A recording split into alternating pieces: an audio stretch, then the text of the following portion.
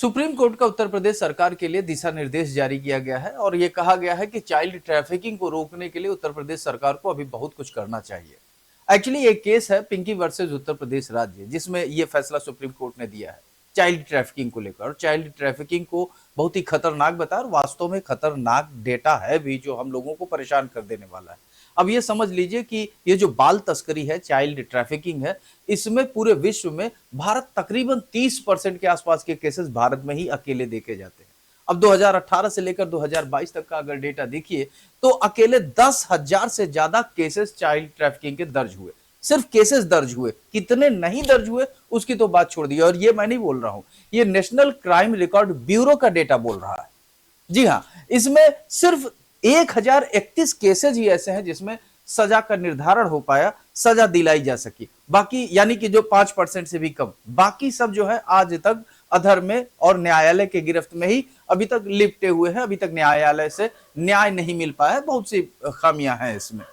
अब 2022 का अगर डेटा ले तो अकेले 3000 बच्चे गायब हुए थे 2022 में।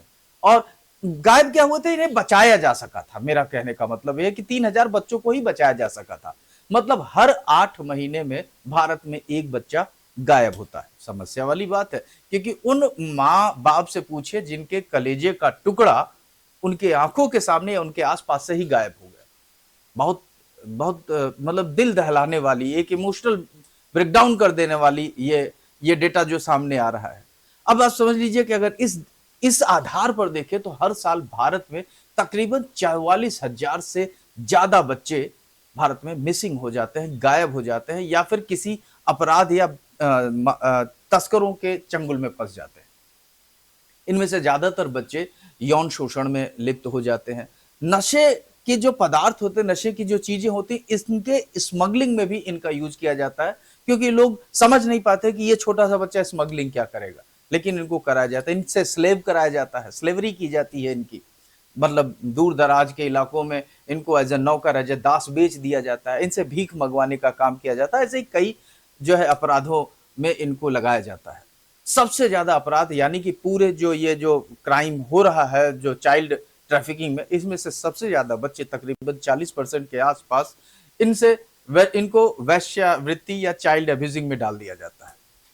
अब ये देखिए जो डेटा है अभी तक का सामने आ रहा है, उनमें सबसे बड़ा जो स्टेट राज्य निकल के आ रहा है वो है असम। तकरीबन 34% केसेस असम से ही आ रहा है। हालांकि यूपी, बिहार, राजस्थान, महाराष्ट्र ये भी अछूते नहीं है, यहां से भी केसेस हैं। और इसी यूपी को लेकर सुप्रीम कोर्ट का ये वर्डिक्ट पिंकी वर्सेज उत्तर प्रदेश राज्य के केस में आया है, दिशा निर्देश जारी किया है ना। अच्छा, ये होता कैसे है? देखिए, दो तरीके के हमारे क्षेत्र हैं, दो तरीके के राज्य, दो तरीके के क्षेत्र हमारे देश में है।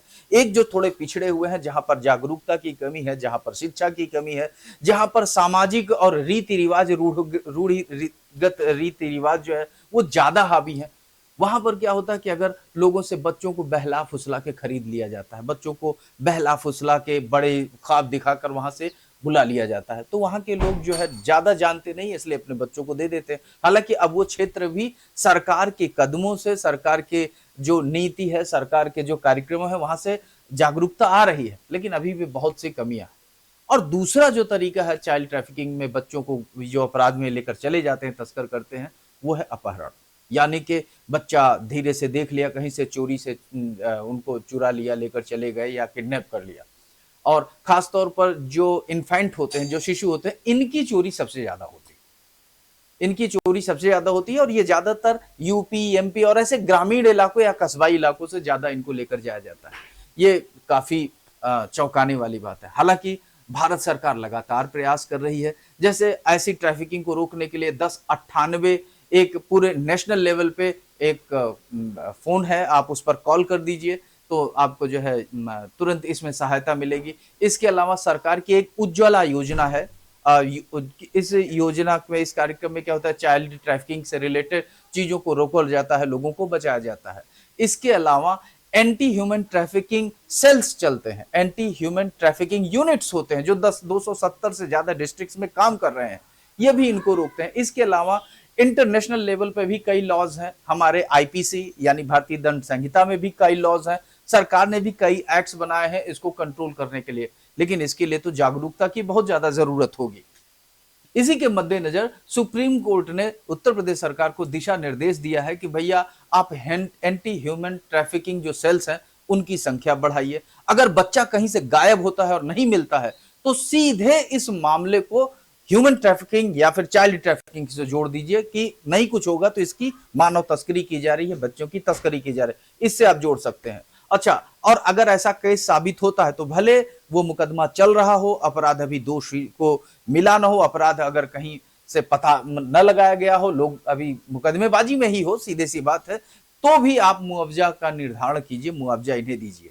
इसके अलावा डिस्ट्रिक्ट चाइल्ड प्रोटेक्शन यूनिट्स को इन सब की जिम्मेदारी दे दीजिए, अकाउंटेबिलिटी दे दीजिए। इसके अलावा सालसा यानी स्टेट लीगल सर्विसेज अथॉरिटी, इनकी जिम्मेदारी होगी कि चाइल्ड ट्रैफिकिंग से रिलेटेड जितनी भी सूचनाएं हैं, जितने भी प्रयास हैं, इन सब की जानकारी वो सुप्रीम कोर्ट को टाइम टू टाइम देता रहे। ये वीडियो कैसा लगा? हालांकि ये वीडियो जागरूकता के लिए था, जैसा भी लगा हो प्लीज हमें लाइक शेयर कमेंट करते हुए हमारा मनोबल बढ़ाइए कि हम ऐसे मुद्दों को लाकर आपके सामने पेश कर सकें और आपके अंदर जागरूकता फैला सकें। मिलते हैं अगले वीडियो में, तब तक के लिए नमस्कार।